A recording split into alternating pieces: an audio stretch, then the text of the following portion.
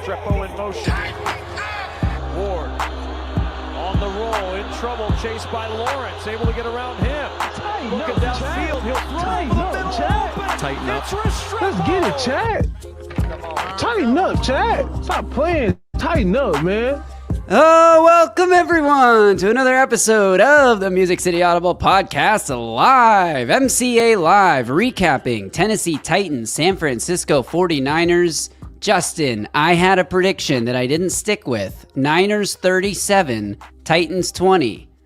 I should have stuck with it, dang it.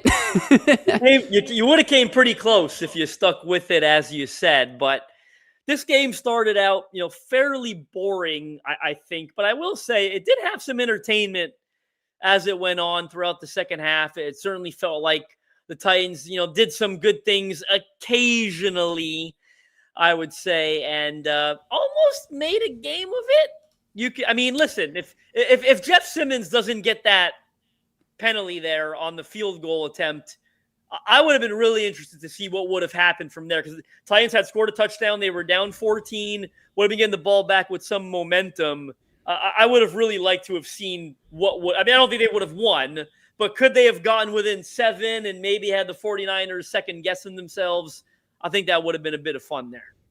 Yeah, Cam Ward ultimately in this game, I thought he played pretty well. And as the kids say, Justin, I'm leaving here with something, okay? This is Cam Ward's second multi-touchdown passing game, not only of the season, but in a row as you pour a beer there. And the pass to Gunnar Helm that got him that first touchdown, that was a nice play. Cam Ward drops back to pass, and guess what? He has a pocket to stand in and scan the field and look downfield and wind up and throw a ball perfectly placed away from the safety to the outside so that Gunnar Helm can catch, turn upfield, and get in the end zone.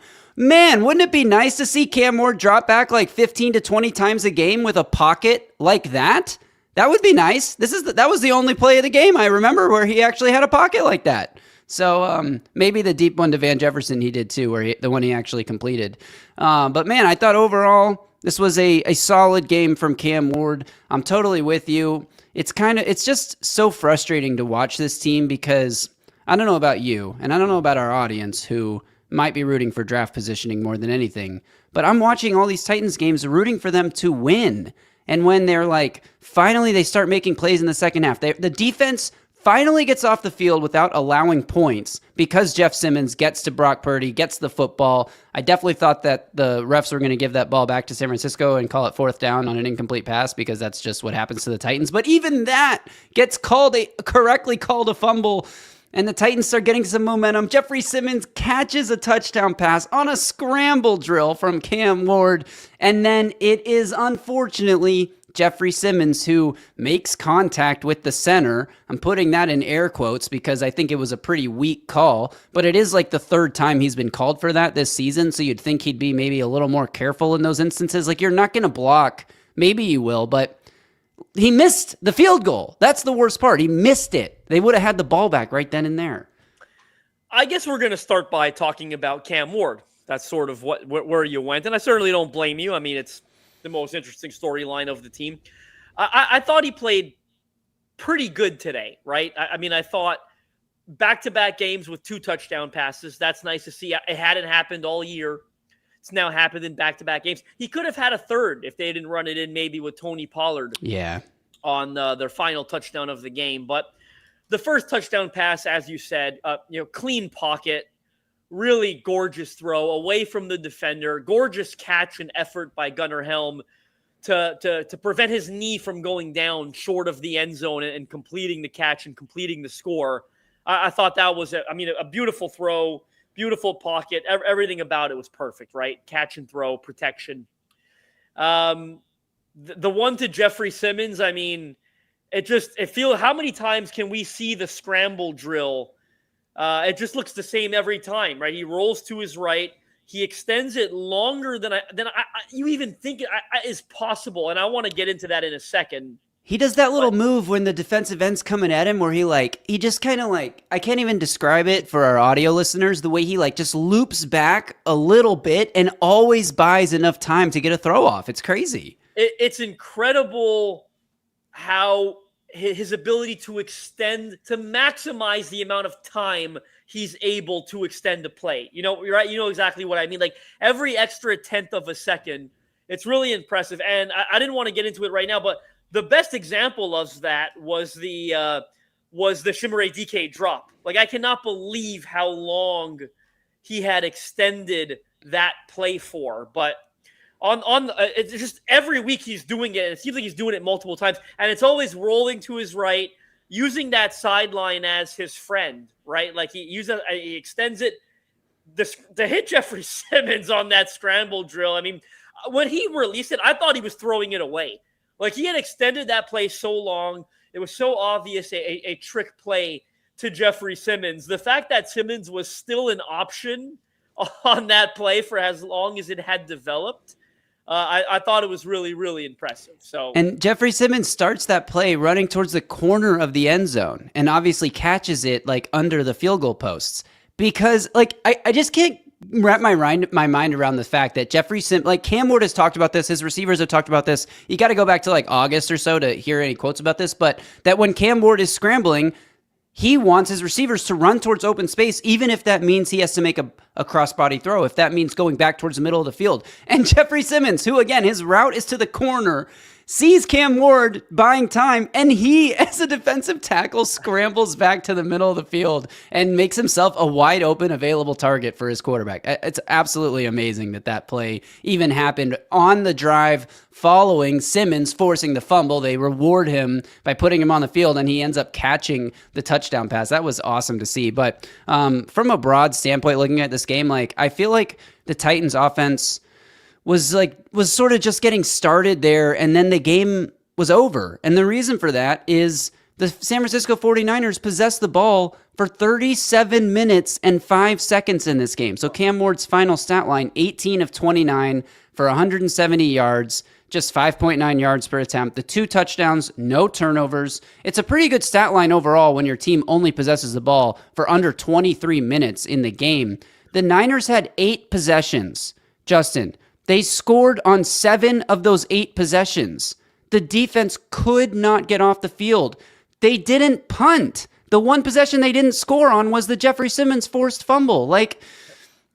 Sometimes you play complimentary football like last week, and sometimes you're going up against Kyle Shanahan, Brock Purdy, Christian McCaffrey, Ricky Pearsall, George Kittle, and Juwan Jennings, and you just can't get off the field.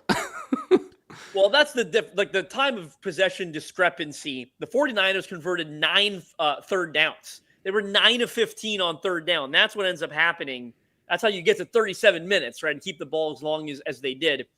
To continue with Cam Ward, I guess for a little bit. I mean, the elephant in the room, certainly the one we're going to get to right now. Graver's so good with the timing on this.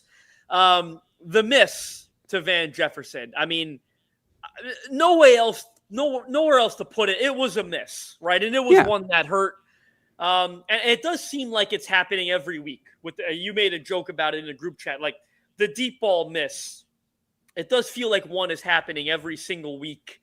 And that was a costly one. I mean, it was a really good double move by Van Jefferson. He is wide open. And you've got to hit it. And he doesn't. And and it costs you, right? That was a 1st and 10 from the 49ers 40-yard line with 20 seconds left. He might walk in for a touchdown. If it's not a touchdown, he's out at the 3 or 4 yard line, and you've got a chance to score a touchdown. You get 8 more yards on that possession, and you ask your kicker to make a 50-yard field goal. You'd like to see him make it, but he doesn't. But I'm not going to hold Joey Sly too much on that one because you got to complete the deep ball earlier, and it's enough of a theme now, these deep ball misses, that listen, you're frustrated. Look, I love the guy. It's a theme now that it is something you'd like to see improve at some point and work on in the offseason. New coach coming in, quarterbacks coach, head coach. It's something they've got to hit with more consistency. Now, I love that he hit it later to on the Van Jefferson deep ball. It wasn't the greatest throw in the world, but he gave his guy a chance, right? Like, give your guy a chance. Credit Van. We've talked a lot about him not being able to make those plays. And last week he dropped the nicest throw Cam Ward made against the Browns, that third down where he dropped it. And this one, he got no business going up and getting that ball today. But he goes, I mean, double coverage. He took a hit. He's hurt. It's a tough play to make as a wide receiver. Maybe not no business, but it's a tough play to make. He goes up and he makes it. And it was nice to see them come back and connect on that one. It was not a great throw, but he gave his guy a chance. But the miss, to me, I'm not going to totally excuse it because I do feel like it's happening enough now where we've got to say it's got to get better next year. I mean, go watch Matthew Stafford and the Rams pour 40 points on the Lions and tell me you don't see Stafford overthrow a receiver once or twice in that game. Go watch go watch any quarterback in the NFL. Cam Ward was 2 for 3 on those deep balls. He hit Gunnar Helm for a 30-something yard touchdown. He hit Van Jefferson for a 44-yard play, and he missed him one time down the sideline. Now, I'm not going to sit here and say, oh, it's Van Jefferson's fault, he didn't run fast enough, or Cam's getting hit, he's under pressure, so he shouldn't be expected to make the throw. But my point is, like, he's only really dropping back to pass a handful of times a game. So he only gets a handful of chances to even get a throw like that off. Go watch any other quarterback in the league and tell me they don't miss that play at least once. Go watch Bo Nix beat the Packers today. Tell me he doesn't miss Cortland Sutton down the field. Go watch Jordan Love in that same game. Like, literally every single quarterback misses at least one of these types of passes every single game. So yeah, I agree it is becoming a bit of a theme. Would I like to see Cam Ward hit it? Obviously, we'd all love to see him hit it. But it's 1st and 10. You still end up with a makeable field goal. The reason that hurts so bad is because you missed the field goal and the Niners opened the second half with a touchdown drive. If you had been able to score, obviously, on that play, then the whole game might look different. So that play stands out as a glaringly bad miss. But I just think it's so unfair to your rookie quarterback. This is his one weakness that we've identified so far. And yeah, obviously he needs to get better at it. It's not going to happen.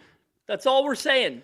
It's not going to happen from a week-to-week basis. It's going to take an off-season of work to get any improvement really made on this. But you, like you said, you do love to see that the next time he had a chance at it, he leaves a little more air under it, and he leaves the ball a little shorter, and Van Jefferson is able to go up and make the catch. Now, I took a little issue with you saying he has no business making that catch. Maybe Van Jefferson, but like, if that was any NFL, like any good NFL wide receiver, any team's wide receiver 1 in the league, pick one from any of the other 31 teams. You're expecting them to go up and make a play for the quarterback. I love that Van Jefferson did it. It was a bummer that he got hurt on the play. It wasn't quite a hospital ball because he took a hit, but he didn't really take that big of a hit. It was the landing on his back was what injured him.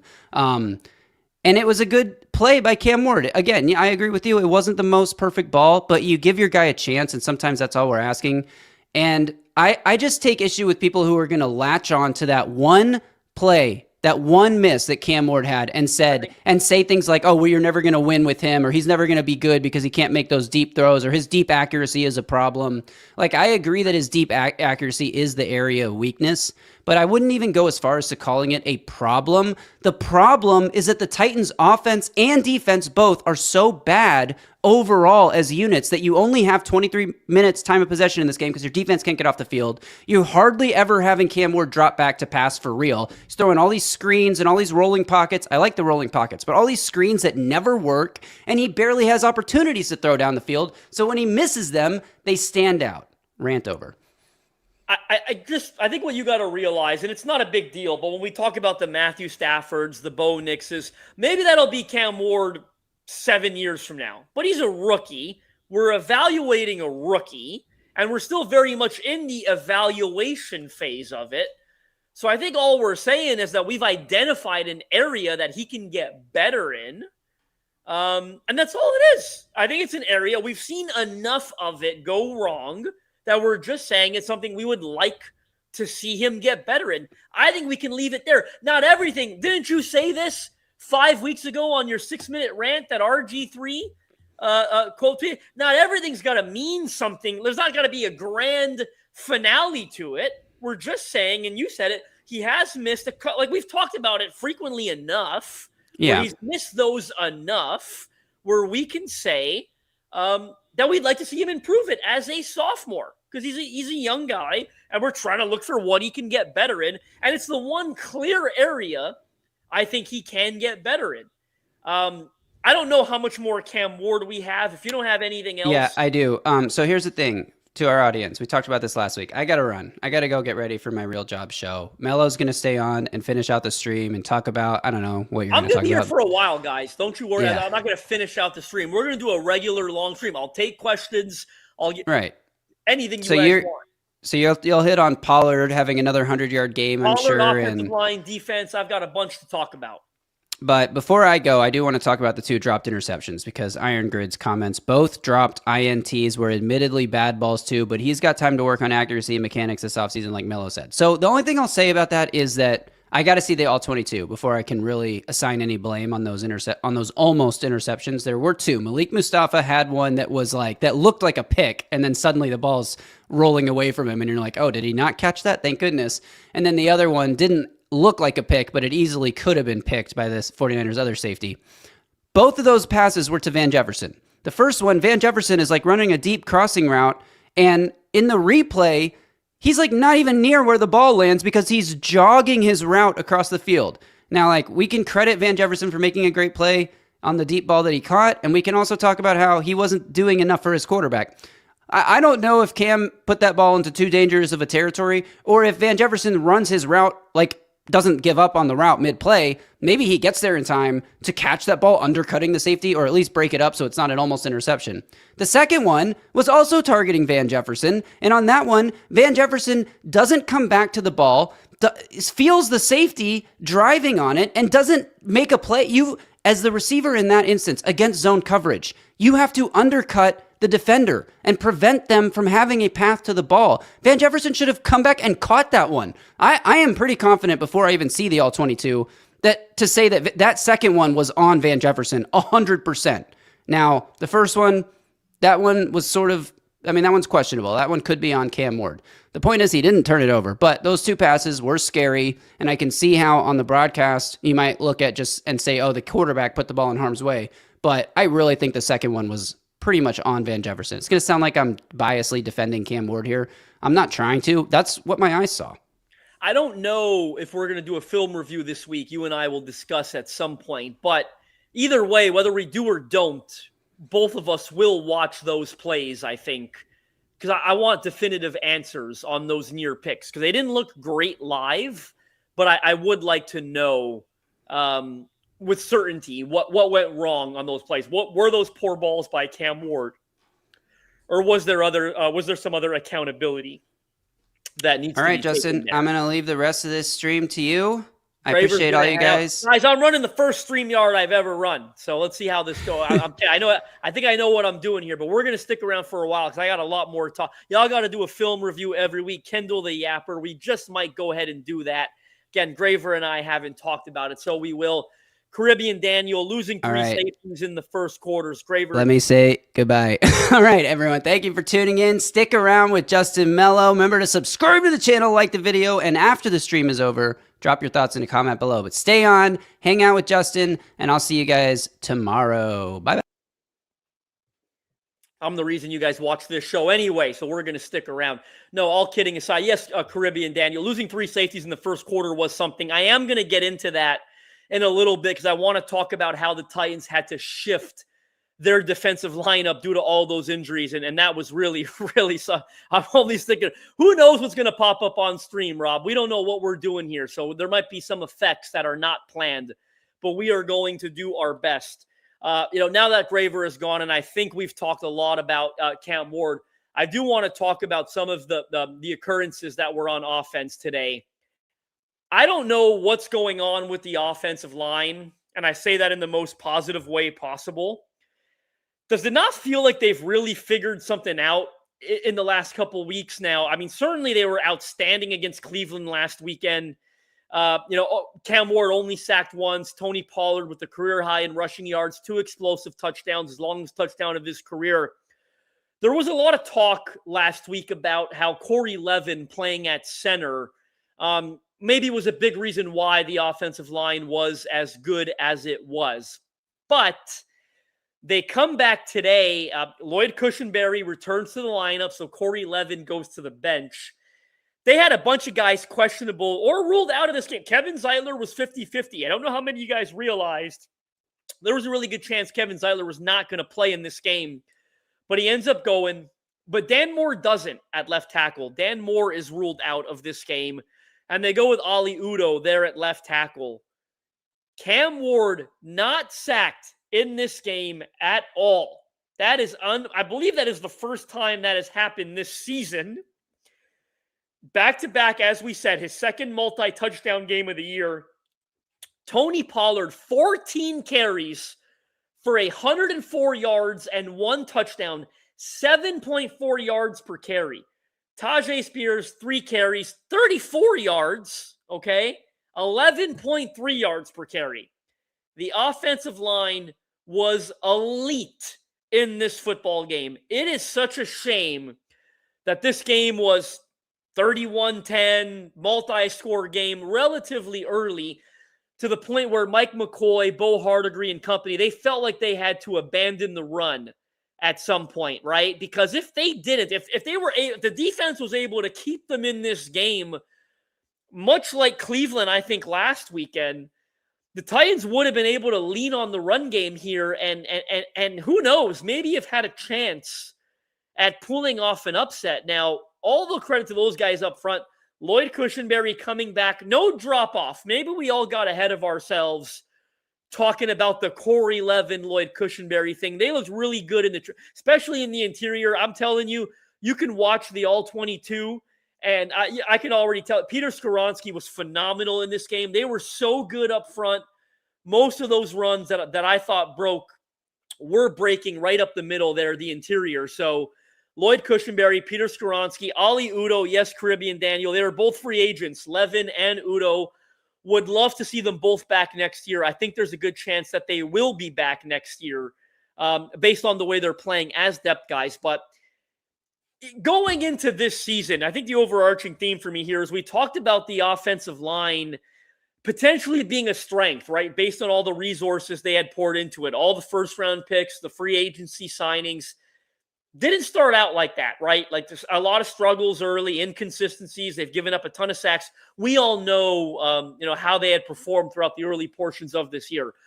But it certainly feels like these last couple of weeks that they have really figured something out. I find it hilariously ironic that it occurs after Bill Callahan resigns as the offensive line coach, that they have seemingly gotten better at that spot. I don't know for sure that those two things have to do with one another, but I like to live in a world where they do, because I don't think anyone here is very high on the Callahans anymore. So it's really interesting that they've improved as much as they have. Absolutely, Curtis. Cush was very good today, no doubt about it. And Ali Udo, as you said, stepping in at left tackle. But it's really interesting. Keep the vets. Worst center class. Well, the center class lost a good one in Connor Lew from Auburn. I thought was probably the best one, goes down with a season-ending ACL. That really hurt the center class. I had a borderline first-round grade on Connor Lew before he went down, but the point is, pass protect. I felt like every time they run the ball, it didn't feel like it. It's a statistical fact. Every time they ran the ball, they were getting 6, 7, 8 yards. It's just a shame, as Graver and I spoke earlier, 22 minutes time of possession. You're down multiple scores early. They just couldn't stick with it, but it feels like this offensive line is sort of starting to live up to the expectation that we had for it, right? At the beginning of the year, the expectation that they did not meet, or they didn't start meeting until a couple of weeks ago. So that's something to watch. And you see it, right? Like when Cam Ward has time, it's the 34-yard touchdown pass to Gunnar Helm that was just beautifully executed up front. Both, again, from the offensive line, from Cam Ward's perspective, from Gunnar Helm's perspective, the ball placement, the accuracy, the way Gunnar Helm finished that play, and certainly the protection up front. And some of the ones that he extended the pocket on, Cam Ward did, he had time to do so. So, again, and yes, great point here. No sacks, no turnovers. Certainly felt like a clean game from the offense in general, obviously. 2 offensive offsides was insane. Bustin, it was really interesting to me that both of those, I felt like an idiot when I tweeted, both of those were committed by Gunnar Helm on the same drive, and then 1 or 2 plays later, he ends up with the 34-yard touchdown catch, right? Like all of that happened within, I think, 5 plays. That certainly was quite the sequence for Gunnar Helm and the Titans. You're absolutely right about this. The offense has shown signs of life. Fun to watch. 29 points last week, 24 points this week. Are we dreaming? Pinch us. I mean, this, again, coming into this year, I think we didn't have super high expectations, but this is sort of what I was realistically hoping for, that they would probably lose a lot of football games, but the offense would at least be fun and score some points. That was not the case early on in the year. Starting to feel like maybe it's the case now. Again, 31 points in a win last week. Back-to-back multi-touchdown games for Cam Ward. 24 points today. Ever since firing Brian Callahan, I think there's no doubt that this offense has gotten a little better. David, I don't know if you're still hanging around here, David Jenkins, but you talked about the defensive backfield and how they are weak. And I'm getting to your question right now as well, Chris, as I address David. No, the Niners did not punt in this game. They did not punt once. I had sent Graver a message in the first quarter after the first 49ers possession, and maybe I said it a little tongue-in-cheek. I said, I don't know that this Kyle Shanahan offense is going to punt today. And lo and behold, they did not punt the entire time. Now, this is the situation that the Titans are dealing with in the defensive backfield heading into this one, and what ended up happening. They've, for the third week in a row, right, they've got Kevin Winston Jr. and Marcus Harris, 2 rookies, playing out of position. We've gone to the point where I don't know that we can say that they're playing out of position, because it feels like it's just every single week that this is the role these guys are playing now. The Titans have such few healthy cornerbacks that they feel they can trust. They have put Kevin Winston Jr., the rookie safety, at nickel for 3 straight weeks, right? 3 straight weeks. Now, the first injury, and Marcus Harris, of course, the 6th-round rookie, goes from the nickel to playing the boundary. Both of those guys out of position. So the first injury occurs to Mike Brown, reserve safety, who's a really good special teamer. At first, that didn't feel like a big injury, right? Because he's not a starter. He's not in your lineup. But it quickly had a pretty big impact, because after the first drive, Kevin Winston goes down with the injury at nickel. Now, based on how the Titans shuffled the lineup, I would say with confidence that Mike Brown would have been the guy to come into the lineup at that point. That would have been the first man up. Exactly. Brown got injured early on special teams. Exactly what we're talking about right now. So if he doesn't get hurt on special teams, when Kevin Winston goes down just a couple minutes later, Mike Brown's going to be the guy that comes into the lineup. Because when Kevin Winston went down, what they did was they moved Amani Hooker to nickel, which I have never. This is how down bad they are at corner. They don't trust any of their reserve corners. Instead of putting in a backup corner, they moved Amani Hooker to nickel, which I've never seen them do. They put Kendall Brooks at safety. Now, that would have been Mike Brown. That's what gives me the confidence to say what they would have done. That would have been Mike Brown over Kendall Brooks, no doubt about it. And they moved Marcus Harris from nickel to boundary corner. I might have lost you by now with all the lineup shuffling, but 3 guys impacted by that. And then Xavier Woods, the veteran safety, who was playing safety with Kendall Brooks at that point in time, he goes down with an injury. Yeah, I did not know there was someone in. He's been on and off the practice squad and roster for a couple of years. When Xavier Woods goes down, they've got no choice now. They take Amani Hooker, out of nickel and put him back at safety, now playing safety with Kendall Brooks. So if you're keeping score, Amani Hooker goes from safety to nickel back to safety.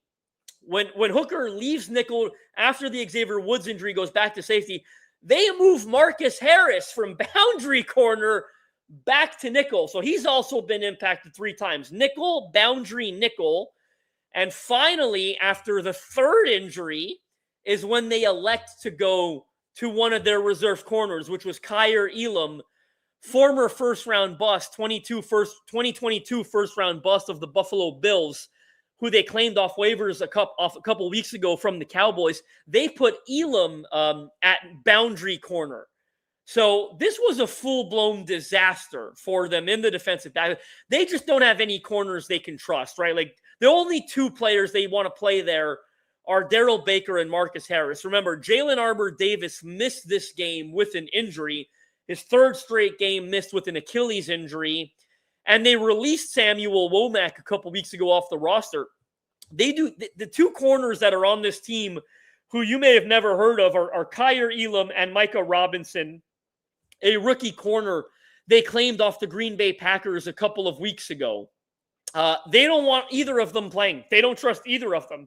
I mean, they shuffled two guys 3 times. They put Kendall Brooks in there. Like, that goes to show you what they think right now of Kyer Elam and Micah Robinson. But after the third injury, they had no choice. They put Kyer Elam in there at boundary corner, and it was just a disaster. I mean, look, when you're going up against a Kyle Shanahan coach team and the weapons they have, George Kittle, Christian McCaffrey, Jawan Jennings, Ricky Pearsall, the Titans defense, with all those injuries, they had absolutely no answer for those guys.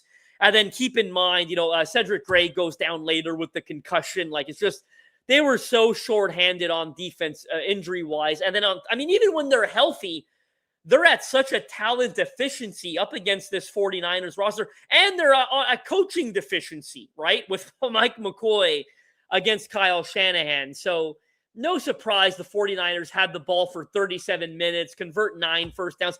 I actually thought the Titans defense, in all honesty, I thought they had a pretty good game plan for taking Christian McCaffrey away. Really. The issue is they couldn't take anyone else away, right? Like it felt like, especially early, they were selling out to take Christian McCaffrey out of this game, at least as a pass catcher. And then, but it's, Jawan Jennings makes a great play on that first touchdown catch. He beats Kevin Winston at the catch point. They've got no one to cover George Kittle, Ricky Pearsall. No one can match Ricky Pearsall, short area quickness at the line of scrimmage. So for me, it is what it is on defense. They were just at such a deficiency as is. And then the injuries play such a role as well. I wouldn't mind, great comment here from Iron Grids, Mike Morganzi giving a solid contract to Jalen Watson this offseason. It does feel like the kind of guy I could see them going after, right? Like, cheers, David. Absolutely, I will take a swig. Jalen Watson, certainly someone I can see them going after because, unless they're able to trade down and get a ton of early picks, this is one of my major questions going into the offseason. I don't know what kind of draft capital they could invest at corner, right? It's pretty clear that they're going to, go wide receiver and edge fairly early, or at least it's clear that they should, right? Like, we know what their deficiencies are at edge. We know what their deficiency is at wide receiver. And of course, having to invest more in Cam Ward's development. I think those are the two positions that they've got to go with, first and foremost in the draft. So unless they're able, and then look, you've always got to reserve room for a surprise, right? They're going to have a need on the interior of the offensive line, whether that's because they cut Lloyd Cushenberry and or they're probably not bringing back Kevin Zeitler. They're going to have at least one need on the interior. So we'll see what happens there. But I don't know what kind of capital they could invest in at corner. So all that to say, I feel like you're going to have to go with a couple of Band-Aids for a year or two, right? Like maybe you draft someone in the third round, but that rarely are those guys ready to play right away and thrive. When I think of a Band-Aid, I think a guy like Jalen Watson, who again, Mike Borgonzi knows from his time in Kansas City, I think that's a pretty good Band-Aid, right? Like Jalen Watson can come here. He's competitive. I think he maybe gives you 2-3 decent years because Marcus Harris is the only solution that you have at cornerback right now going into next season. They're probably going to cut L'Jarius Sneed, right? We all feel that that's the case. So knowing that they're going to, Daryl Baker's on an expiring contract. Do they bring him back? Maybe not. This was a guy in August we weren't even sure was going to make the 53. I think Daryl Baker's playing okay, all things considered, but certainly not a lock to be back here next year. And your corner room is not in a great state if going into the year, you're saying that Darrell Baker is a starter, right? Like, if you bring him back, ideally it's as a number 4, number 5 insurance guy that you feel comfortable with in case of injury. But they've got to go out and get 2 starting caliber corners this offseason. And based on the needs at every, receiver and edge, I don't know where they're finding that corner if it's not in free agency. And I'll take it a step further. If you're going to make, try to make splashes in free agency, and I think they got to sign wide receivers and edges as well, but there's not a lot of good talent at receiver and edge in this upcoming free agency class. So for me, if you're going to, sign some veterans in free agency, I do think corner would be a smart position to target based on how the roster is stacking up right now. Absolutely, LRX. I do agree, and Thomas here sort of reiterating what you're saying, 2-3 years away. Yeah, they've got so many holes on this roster. It is kind of tough to see, where they, how they fix it all and address it all in one off season, right? Like it feels like you've really got to hit everything you do out of the park. Never spend money on free agent corners. Now, I think we're meeting in the middle here. I don't think anyone's advocating for a L'Jarius Sneed type of splash, right? Like it's like going to get a Jalen Watson type guy who's going to get what, $10 million a year? You're not talking about huge money here, right? You're talking about a 3-year, $30 million deal, like sort of what they gave Chido Awuzie last offseason. I know that didn't work out, but he's playing pretty good in Baltimore this year. That had more to do with injury than anything, but you're looking for sort of those mid-tier Band-Aids to where you can get your roster to a place where maybe going into the 2027 offseason, you're saying, hey, we need a corner in the first round. That would be a luxury, right? Because that would mean you've addressed wide receiver, you've addressed edge, you like the state of your offensive line. If you can get a couple of Band-Aids at corner and get your roster to a place where you're like, hey, now we're in a position where we're a little bit better. Our needs aren't quite as serious as they were an off season ago. Corner is one that we feel, now we've got an opportunity to address. And I'd be willing to take a chance on a great corner who had a down year on a prove-it deal. Again, it's going to depend who hits the market. But, knowing Mike Borgonzi's history, Jalen Watson is a guy that they drafted super late. I don't know if you guys know this or not, but when you're in a position like Mike Borgonzi was in Kansas City as an assistant GM, a lot of the legwork that you're doing is on those late round picks. I mean, I hate to use this example, but when Rand Carthon came here from San Francisco in that same role, assistant GM, he talked about, hey, as an AGM, you're making your money on those late round picks. You're making your money on UDFAs, sort of the things that are delegated to you by your boss, obviously the general manager. So with Mike Borgonzi being in that assistant GM role in Kansas City, I would wager he had something to do with drafting Jalen Watson. And you look back on that pick as a huge success, right? Like based on where you drafted a guy like that, that's one you're putting on the resume. So, it would not shock me at all if Mike Borgonzi wanted to chase someone like Jalen Watson in free agency this offseason. Guys, I think we'll go a couple solid dudes. Yeah, James Foster does phenomenal draft work here, no doubt about it. So, couple of good day 2-3s. I mean, Tennessee, the Vols, they've got a good one in Colton Hood. I saw one of those comments earlier about Colton Hood. He's definitely a guy that I'm watching here. Thomas, really good question here. Would you be opposed to keeping our DC, Denard Wilson? Now, I've got a couple stories out on Titan Size right now.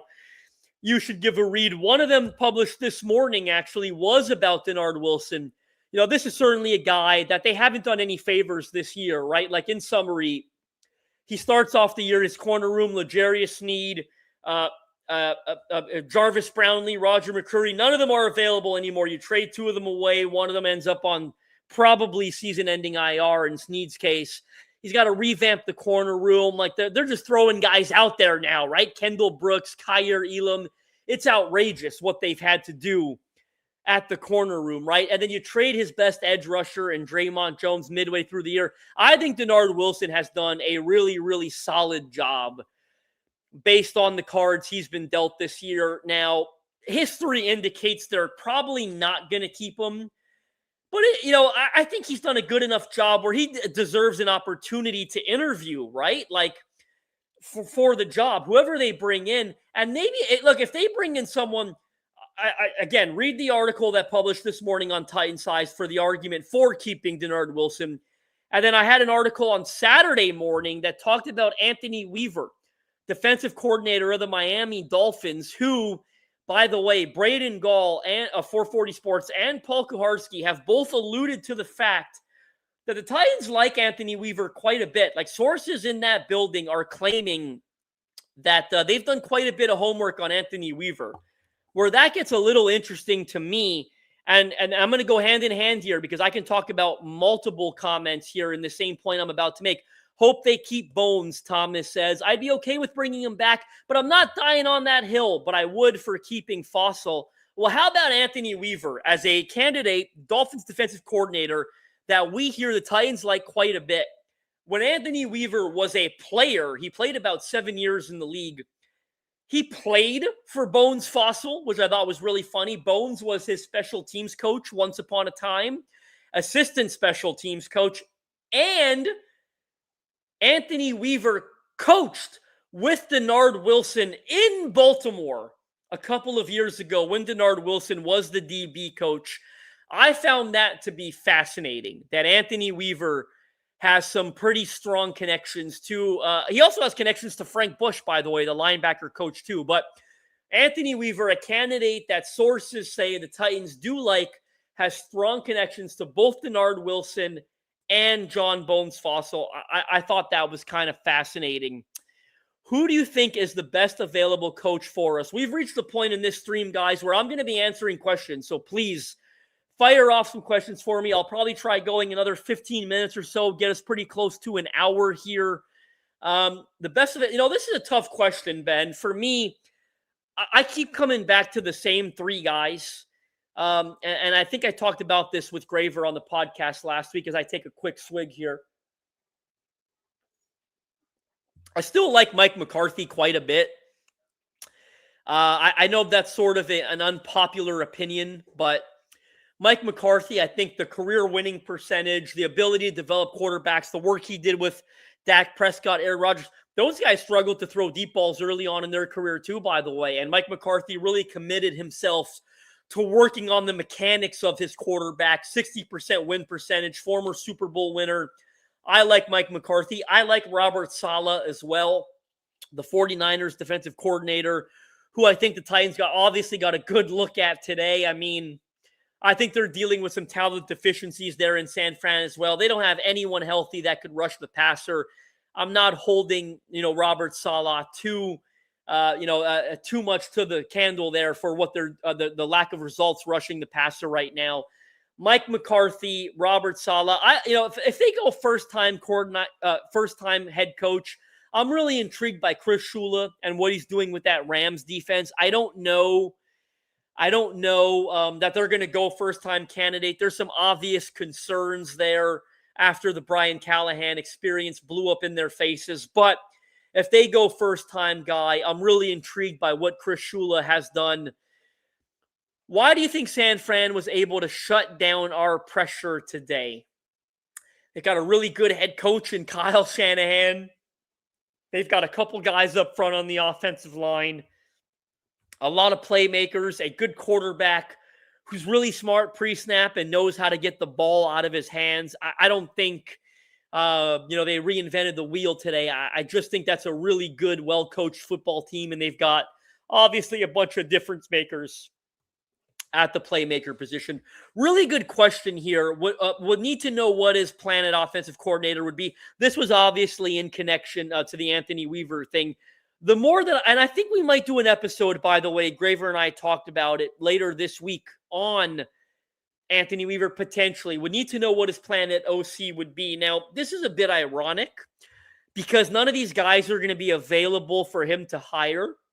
But throughout his career, either as a player or as a coach, Anthony Weaver has worked or has played for or worked with Mike McDaniel, Kyle Shanahan, Matt LaFleur, and Kevin O'Connell. Now, none of those, more than likely, none of those guys are going to be available for him to hire.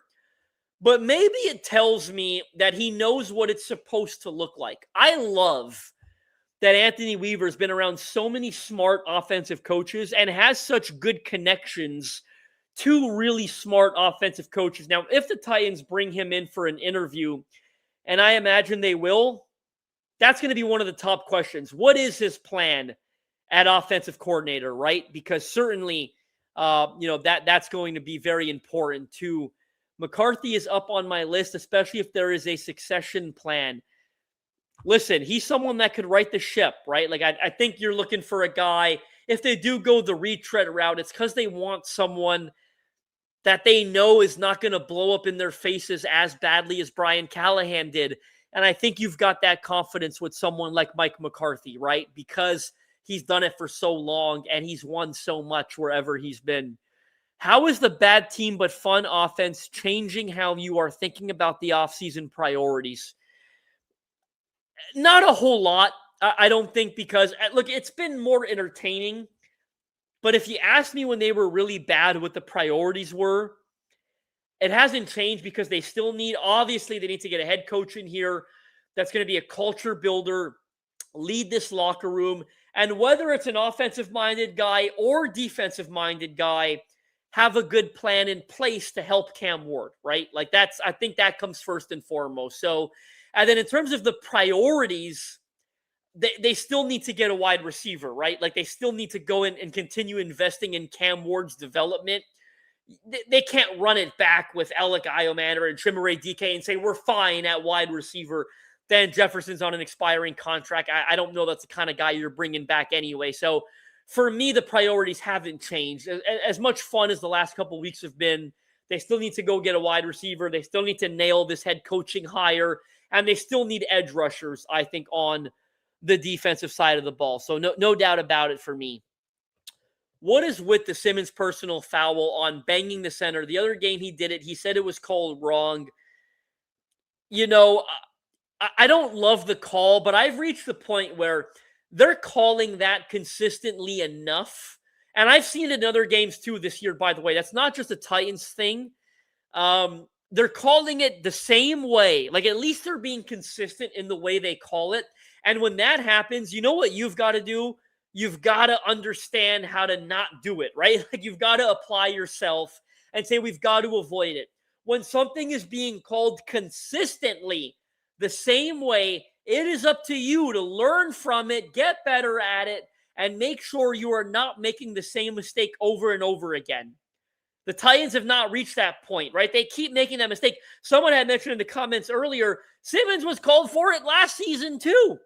So I don't love the call. Yeah, it kind of looks soft. But again, to me, the ultimate takeaway is if they are calling something consistently and they are calling it the same way, the onus is on you to get better, improve, learn from it, and stop making the same mistake over and over again. The Titans have not reached that point of it, right? Like, he made contact with the long snapper. There's no doubt about it. And because that guy, the long snapper, is in a dangerous position based on his role, I understand why they don't want you making contact to the head neck area, why you essentially can't make contact at all. So for me, they've got to figure out how to just coach around that. And if Simmons proves incapable of doing it, then you've got to get someone else out there. I mean, I don't know that you need him out there. And if he's going to make that penalty over and over again, then you can't call it. Again, guys, we'll take a couple of more questions. If you've got any, David, if you've got a question about Canadian beer, I'll answer it. If you've got questions about the draft, free agency, if you've got questions about the head coaching search, I am all ears. I am very, very happy to take those questions. The good one here, I know it's probably a long shot, but what do you think of Davis Webb popping up in these head coaching conversations, and how would you feel about him? I think it's probably premature.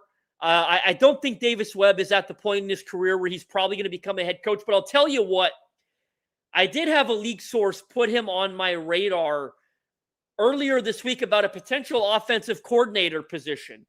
I kind of see a Mike Kafka-like path for Davis Webb. I think he's got to go through, he hasn't been an offensive coordinator. I think he's got to go through the motions of being an NFL offensive coordinator. I think he's got to, call plays and get that experience under his belt before he's ready for the head coaching conversation. But I love this question because I do think he's on a coach who is starting to climb the ranks, and I would love to see him be an offensive coordinator somewhere at some point. Jay, no, I'm not ready to say that Oli Udoh is better than J.C. Latham. I thought Latham was pretty darn good in this game. But I will say, we gave Udoh some flack earlier in the year. He's played really well at left tackle, filling in for Dan Moore, both last week as a mid-game injury replacement and today as the starter. 32 teams in the NFL are not happy with their offensive line depth. It's really difficult to come across. So I think when you reach the point when you've got to play a guy like that, he's playing at a good level, right? He's reached a point where he's good offensive line depth. He is playing at a acceptable level, maybe even above average, I'd go as far to say, at that position, right? At swing tackle. So for me, he's playing really well, and I would love to see him back. Is Ruben Bain still at the top of the board for the Titans? Raiders will most likely get one and go Mendoza. I don't think Ruben Bain is going to be my number one edge. I think Arvell Reese out of Ohio State, even though for some reason Matt Patricia has only rushed him 3 times, I think in the last 2 to 3 games. It's outrageous that Arvell Reese is not rushing the passer with more consistently. But no, I love Ruben Bain. I'm a big fan of the prospect. In fact, I'm telling you right now, throughout the pre-draft process, I'll be standing on the table for Ruben Bain because his evaluation process is not as straightforward as you think it is. There's going to be some things that come up about Ruben Bain with arm length and maybe some other things. I've got Arvell Reese ahead of him on my draft board, but the Titans can go in a lot of directions with that pick, and I'm going to address the next one with answering 2 questions at once. I do have Carnell Tate as the number 1 receiver in this draft, and I don't think that's going to change. You're not taking him at number 2, 3, 4 overall if that's where you pick. But if you trade down or you end up in that 6 to 10 range, I think Carnell Tate should be very high on the Titans board. I like him better than Jordan Tyson. I saw a stat about Jordan Tyson the other day, the Arizona State receiver. He's missed roughly 40% of his games in college. So the injury stuff is going to be a big topic about Jordan Tyson. And for that reason, I do have Carnell Tate as my number 1 receiver. Levin and Udoh should both return. Absolutely they should. And Jay, I think they both will. Corey Levin said on a stream, Bustin' with the Boys, a couple months ago, that his goal is to still be playing in Tennessee when they open the new stadium in 2027. Now, obviously, that will be up to Mike Borgonzi, but, the way Corey Levin has performed this year when he's had to play, I don't think the Titans have been disappointed with him, not by any stretch of the imagination. So I do think Corey Levin will be back, and I think Oli Udoh will be back as well. Important to remember that Mike Borgonzi signed both of those players this past year. Yes, Levin was here before, but Mike Borgonzi re-signed him this past offseason. He likes both of them. I think they'll both be back. I wouldn't mind moving Latham to guard. I've seen this, Thomas, on social media, and I don't agree with that. I really don't. I've seen that out there, but I think Latham is still the right tackle, and I think it's such a difficult position to fill that you're not moving him to guard and creating a hole for yourself at a more premium position. I think J.C. Latham's been good enough at right tackle that you stick with him there. He's got to work through some of the inconsistencies, but some of the penalties. But I thought he was really good today. I'm nowhere near talking about moving J.C. Latham to guard. Is there any chance the Titans sign Draymond Jones? You know what? I wouldn't rule it out, Iron Grids. I really wouldn't. I know that's maybe a crazy thing to think, but it was pretty clear he liked his time in Tennessee. He had a great farewell tweet when they traded him. He loved being here. They loved having him. They just valued the draft pick they could get back for him. It's pretty clear the Ravens were renting him I think it's within the realm of possibility that they bring him back. The upcoming free agency class at edge is pretty weak. Like, I could see them going after Kwity Paye if the Colts don't bring him back. But there's not a lot of guys out there. Boye Mafe from Seattle, he's probably not going back there. Like, there are a couple of guys who are in that same territory as a pass rusher, as Draymond Jones. So maybe why not bring back the guy that you already had success with? I will say his chances of that happening probably increases if Denard Wilson is still the DC. So it does matter a little what happens there. David Bailey is a great target if the Titans trade back. I did want to address this topic because David Bailey is someone I'm really high on. The pass rusher out of Texas Tech, formerly of Stanford, who transferred.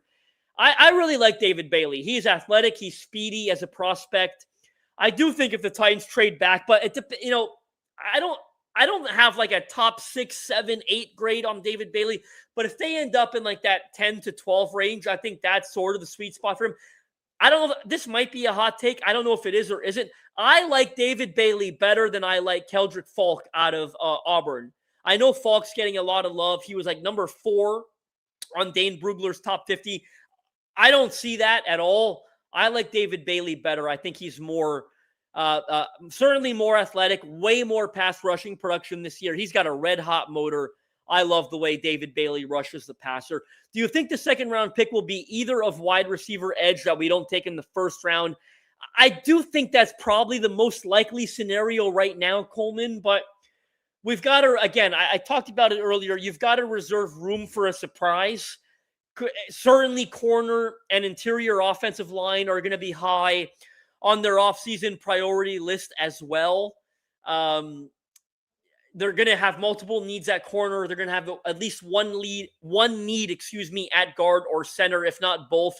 But yes, I think we're all in agreement that wide receiver and edge is the biggest need on this team, and they're 2 premium positions. So you would be very wise to invest your draft capital at wide receiver and edge. It's very clear that those are 2 of the positions that they need. As a 49ers fan, I feel sorry you're talking about the draft. We're 2-12. I don't quite know what you expect us to be. I would love to get Carnell Tate, but he will be gone. I don't know why you feel that way, Ben. Right now, they've got the 3rd pick in the order. They're going to pick very early. If the Titans want to draft Carnell Tate, they will almost certainly be in a position to draft Carnell Tate. So, no, Carnell, if they trade back to 10, or 8, Carnell Tate could be gone at that point. But for now, I think it's crazy to say that Carnell Tate won't be on the board. Good to see that you agree here. I like Bailey over Falk as well. I'm in full agreement with that. I don't know that a ton of people want to hear it, but there's extremely high chance they go edge in the first round. I don't know why people wouldn't want to hear it. I mean, it's a high-end position. It's one of the 3 most positions on a football field. And the Titans obviously do not have a premium player there. So, yes, they've got to go edge very early. And I agree, free agency, it's looking bleak. Again, I could see a situation where they bring back a Draymond Jones, or maybe they look at a guy like a Kwity Paye or a Boye Mafe if they are there. But certainly, I think they're going to go. And again, you look at a guy like Arvell Reese, David Bailey, Ruben Bain, Keldrick Falk. There are a lot of, high-end edge rushers according, to the consensus in this draft. So I think there's a very good chance that they end up going edge rusher. How do you feel about, listen, this LSU corner is playing really well this year. I've got a very high grade on him. I do think he will more than likely be the top corner taken in this class. Jermod McCoy out of Tennessee is a very good one as well, but he hasn't played this year as he recovers from a January ACL injury. I think Delane's the top corner. How do you feel about a trade back? I don't love the thought of them going corner with their first pick. You feel a little bit better about it if they do it via trade back, because that means they picked up a couple extra picks, and then maybe that gives them the capital to address some of the other positions. But wide receiver and edges, they tend to fly off the board, especially good ones. So for me, chances are if you're going Delane with that first pick, you're going with a half measure at edge and wide receiver, and I don't know that you could afford to do that. Is Calvin Ridley gone after the season? I lean yes, Flippin' Pinoy. They can save a fair amount of money by designating him as a post-June cut. If you don't know how that works, you can cut him at any time, whenever you want. But if you designate it as post-June, you get the cap savings after June 1st onward. But you get more savings, right? That's why you would do that. But I don't think Calvin Ridley is back next year with the injuries that he has. I just can't see Calvin Ridley back. That's part of the reason why wide receiver is going to be high on their needs list this offseason.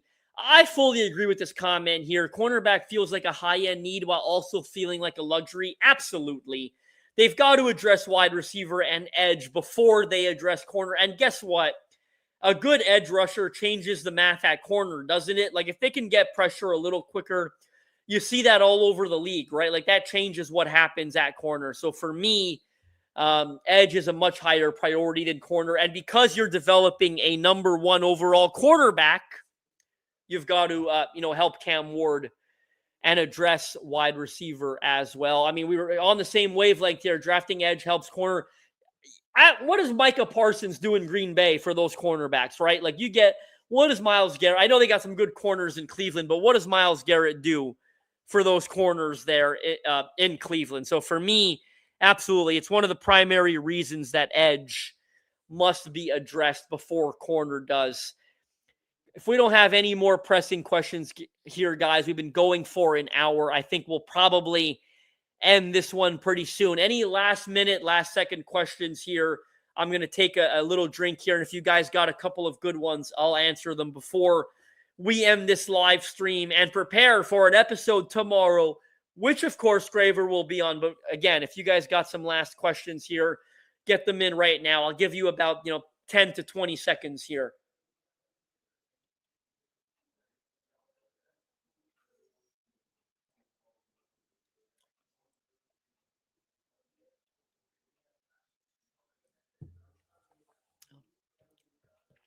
This offseason is taking forever to get here. It feels that way, and it feels, especially with Gardner Minshew coming to town next week without Patrick Mahomes, that game loses a lot of its oomph. We're certainly going to be waiting for the 3 more games. And then remember, we're 4 weeks away from the Titans really being able to start the process of trying to interview head coaches, submitting requests. So we'll see how that goes. Thank you so much for all the nice comments. Jacob, Brian, I see you here. All the thanks for the extended live stream. We went 1 hour, a lot of it without Graver. Hopefully you guys felt like I did a good enough job. Y'all stay safe out there. Wait for this stream to end. Leave a comment below, because once you wait for it to end and you leave that comment, you're going to help us boost the algorithm, make sure we get in all those people feeds who weren't able to join in the live stream. Subscribe, leave a comment below, tell a friend. We are chasing our subscriber goal, so please go ahead and do that. Until tomorrow, where we are back with another episode with Graver and I. Y'all stay safe out there and tighten up.